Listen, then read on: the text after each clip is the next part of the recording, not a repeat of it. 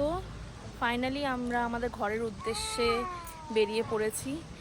আর গাড়ি ভালোই আসছিল আপাতত, বাট আনফর্চুনেটলি জ্যামটা এতটাই এখন যে এখন আমরা দাঁড়িয়ে আছি একটা জায়গায়, খুবই গরম লাগছে।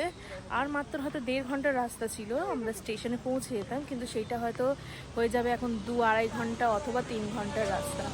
কারণ এখন যারা ওপরে যাওয়ার জন্য আসছে তাদেরকেই ছাড়া হচ্ছে, আর আমরা যেহেতু বাড়ির পথে যাচ্ছি তো আমাদের গাড়ি পুরো আটকে দেওয়া হয়েছে।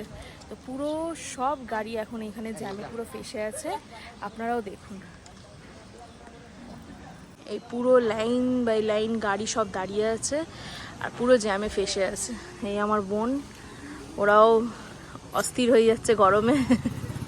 আমার বাবুও পুরো ঘেমে চান হয়ে গেছে গরমে, কারণ নিচে যত যাচ্ছি তত গরমটা ফিল করছি আমরা, কারণ একটু হাওয়া নেই আর ঠান্ডা তো একদমই নেই। পুরো রোদ্দুর মাথার ওপরে রয়েছে আমাদের, মানে কলকাতাকে মনে আসছে এবার আস্তে আস্তে, পুরো ফিল করতে পারছি।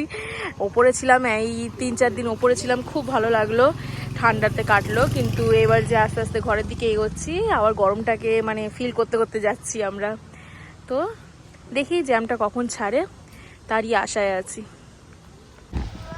জ্যামটা ছেড়ে দিয়েছে, তো এখন আবার আমরা এনজিপির উদ্দেশ্যে আবার বেরিয়ে পড়েছি। থ্যাংক গড জ্যামটা ছেড়েছে। তো আমরা উঠে পড়েছি বাসে, যেটা আপনাদেরকে বললাম অনেকটাই সমস্যার মধ্যে পড়ার পর একটা বাস পাওয়া গেছে। তো তাও এটা পাওয়া যাচ্ছিল না, 4টেই সিট অ্যাভেলেবেল ছিল।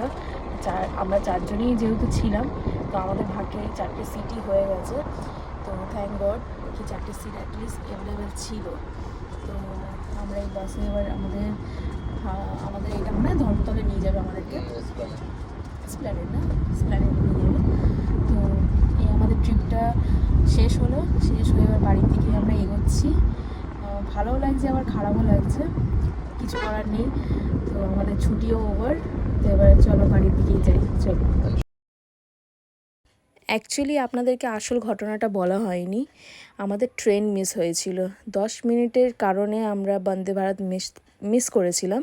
তো তার জন্য আমাদেরকে বাস নিতে হয়েছিল, খুবই সমস্যার মধ্যে ছিলাম আর হ্যারাসমেন্টও হচ্ছিল আমাদের অনেক, তাই জন্য আমি কিছু ভিডিও তখন আমি কিছু করতে পারিনি। তো এটাই আপনাদেরকে জানালাম। আর ফার্স্ট টাইম এটা আমাদের সাথে ঘটলো, তাই জন্য খুবই আমরা অন্যরকম সিচুয়েশান হয়ে গেছিলো আমাদের। তা লাকিলি আমরা একটা ভলভো স্লিপার বাস পেয়েছিলাম, যেটা আমাদেরকে স্প্ল্যানেডে নামালো। তো আমরা খুব এটার জন্য থ্যাংক গড। সাবস্ক্রাইব করতে ভুলবেন না, লাইক করতে ভুলবেন না, সঙ্গে থাকুন, সাথে থাকুন। আর লাইক সাবস্ক্রাইব করলে কি হয়, সব থেকে প্রথম ভিডিও